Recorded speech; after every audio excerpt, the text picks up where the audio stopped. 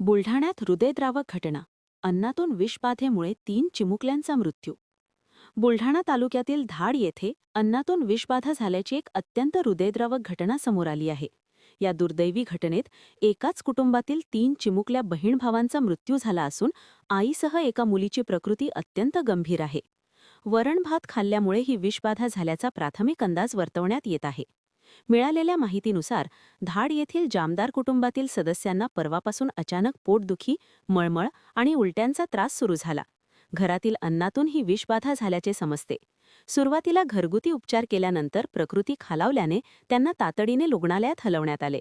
मात्र दुर्दैवाने उपचारादरम्यान 3 चिमुकल्यांचा मृत्यू झाला. या घटनेत मोहम्मद अली मोहम्मद वसीम जामदार वय 4 वर्ष आणि मशिरा मोहम्मद जामदार वय 7 वर्ष आणि फातिमा मोहम्मद वसीम जामदार वय 8 वर्षे या निष्पाप मुलांचा मृत्यू झाला आहे. एकाच वेळी 3 चिमुकल्यांचा मृत्यू झाल्याने संपूर्ण परिसरात हळहळ व्यक्त केली जात आहे. या कुटुंबातील आई आणि इतर एका मुलींची प्रकृती देखील खालावली असून त्यांना सध्या बुलढाणा येथील एका खासगी रुग्णालयात दाखल करण्यात आले आहे.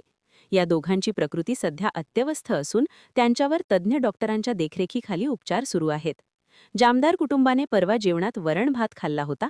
त्यानंतरच हा त्रास सुरू झाल्याने त्याच अन्नातून विषबाधा झाल्याचा प्राथमिक अंदाज व्यक्त केला जात आहे. मात्र नेमके कारण काय? अन्नात काही पडले होते का किंवा इतर काही तांत्रिक कारण आहे का, याचा तपास करण्यात येत आहे.